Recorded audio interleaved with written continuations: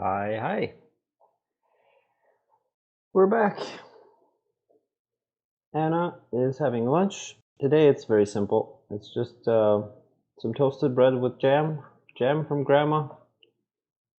She went to a local strawberry farm and picked strawberries and made jam for Anna. And now that has become lunch along with some apple and some water. And that's it.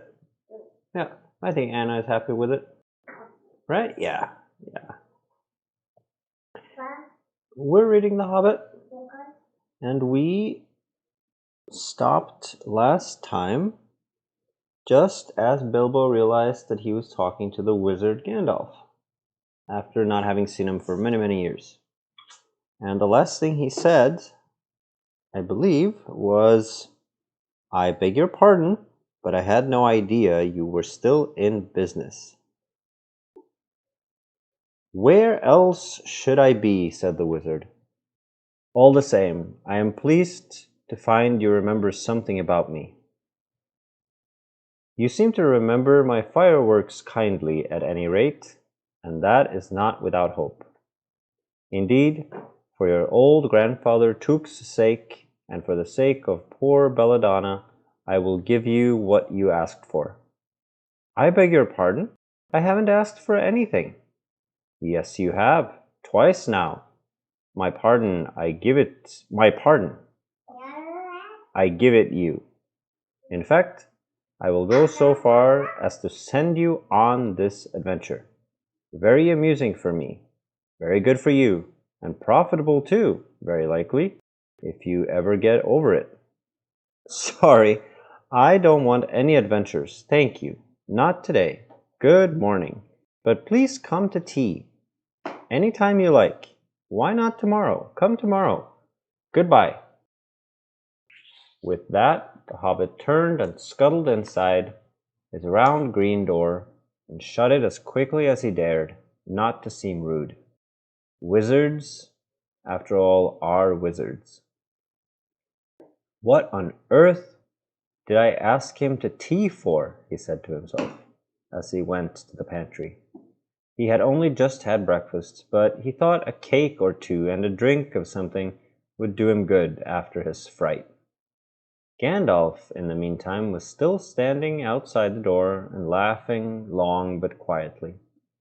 After a while he stepped up, and with the spike on his staff scratched a queer sign on the hobbit's beautiful green front door. Then he strode away, just about the time when Bilbo was finishing his second cake and beginning to think that he had escaped adventures very well.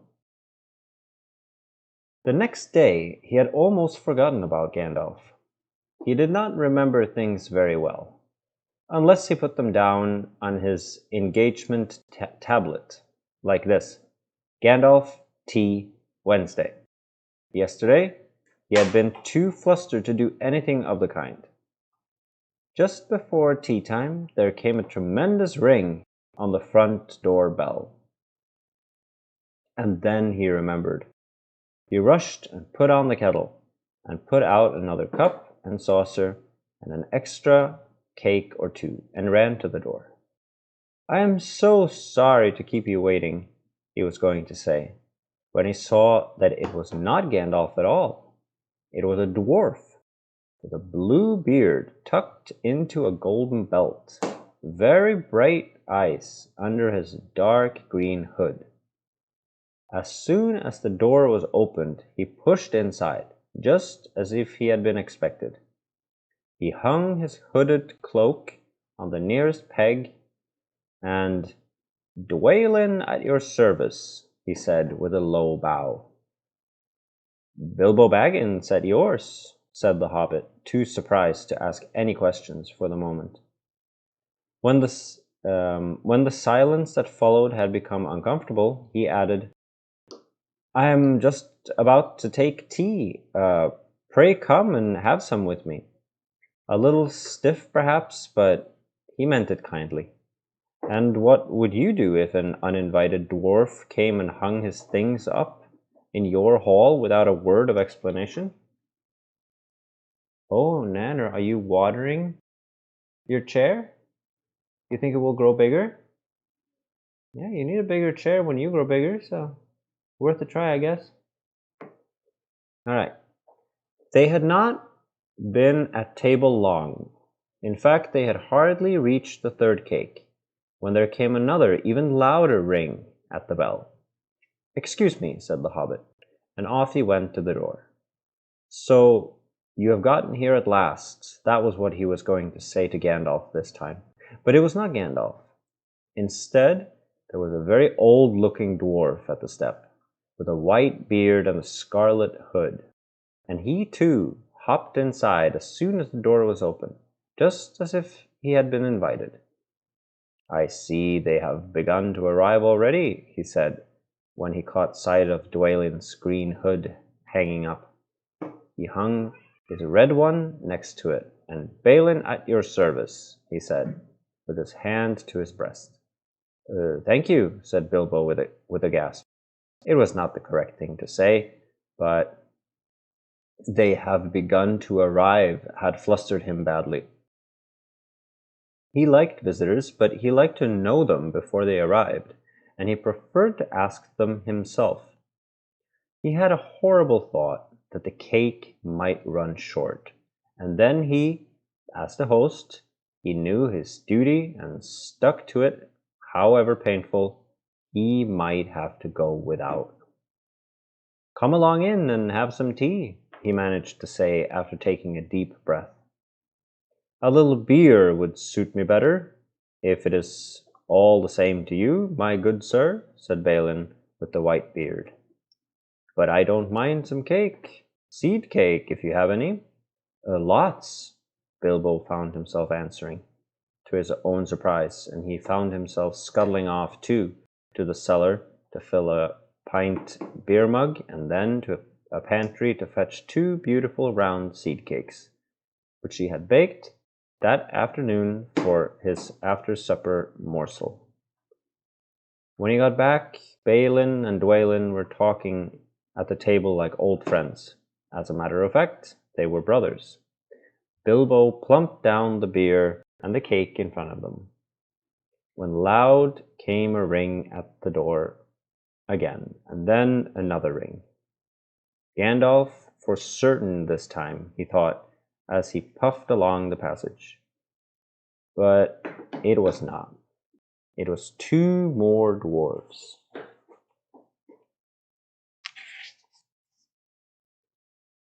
Both with blue hoods, silver belts, and yellow beards, and each of them carried a bag of tools and a spade.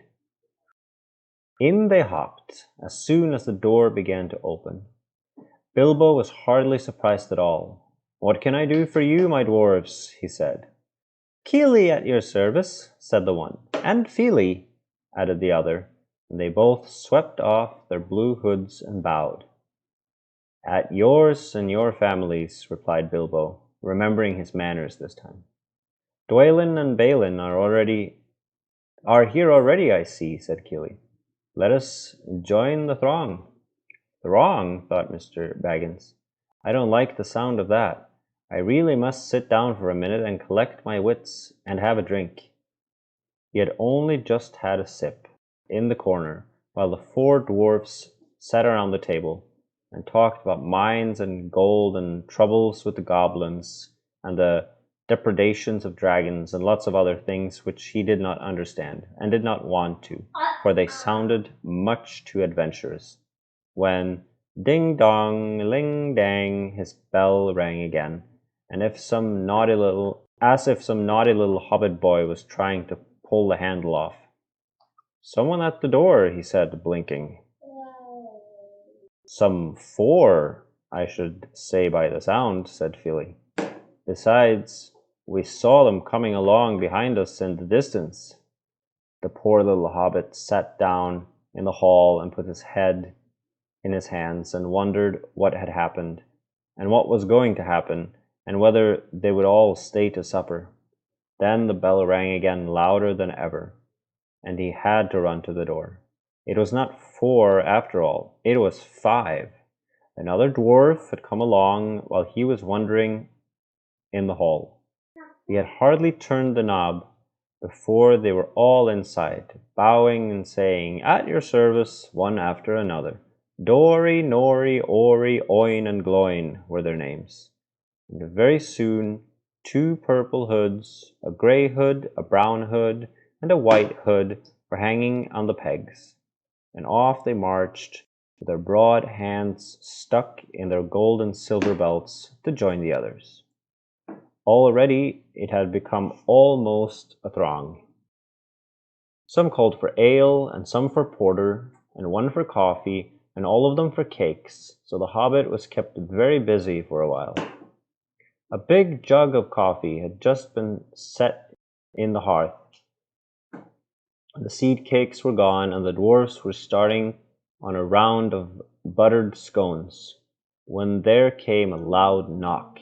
Not a ring, but a hard rat-tat on the Hobbit's beautiful green door. Somebody was banging with a stick. Bilbo rushed along the passage, very angry, and altogether bewildered and bewizzled. This was the most awkward Wednesday he ever remembered. He pulled open the door with a jerk, and they all fell in, one on top of the other. More dwarfs, 4 more. And there was Gandalf behind, leaning on his staff and laughing. He had made quite a dent on the beautiful door. He had also, by the way, knocked out the secret mark that he had put there the morning before. "Carefully, carefully," he said. "It is not like you, Bilbo, to keep friends waiting on the mat." And then opened the door like a pop gun. "Let me introduce Beefer, Bofer, Bomber, and especially Thorin." "At your service," said Beefer, Bofer, and Bomber, standing in a row. Then they hung up 2 yellow hoods and a pale green one, and also a sky blue one with a long silver tassel. This last belonged to Thorin, an enormously important dwarf. In fact, no other than the great Thorin Oakenshield himself, who was not at all pleased at falling flat on Bilbo's mat with Beefer, Bofer, and Bomber on top of him. For one thing, Bomber was immensely fat and heavy. Thorin indeed was very haughty. He said nothing about service. But poor Mr. Baggins said he was sorry so many times that at last he grunted, "Pray don't mention it," and stopped frowning. "Now we are all here," said Gandalf, looking at the row of 13 hoods, and the best detachable party hoods, and his own hat hanging on the peg. Quite a merry gathering. I hope there is something left for the latecomers to eat and drink. What's that? Tea? No, thank you. A little red wine, I think, for me." "And for me," said Thorin. "And raspberry jam and apple tart," said Beefer. "And minced pies and cheese," said Bofer. "And pork pie and salad," said Bomber. "And more cakes and ale and coffee, if you don't mind," called the other dwarfs through the door. "Put on a few eggs. There's a good fellow," Gandalf called after him, and the Hobbit stumped off to the pantries. "Oh, the rest of the bread is going on the floor now?" "Yeah, eat that. Pretend like you're a dwarf at the party. You wouldn't throw the food on the floor." Aye, aye. "And just bring out the cold chicken and pickles." "Seems to know as much about the inside of my larders as I do myself," thought Mr. Baggins, who was feeling positively flummoxed, and was beginning to wonder whether a most wretched adventure had not come right into his house. By the time he had got all of the bottles and dishes and knives... "Oh, are you done with lunch now?" Or can I offer you something else? What about some more apple for dessert? No. No? How about some juice? Oh, you just want to play in the puddle of water you made yourself? All right, let's try that then. You do that.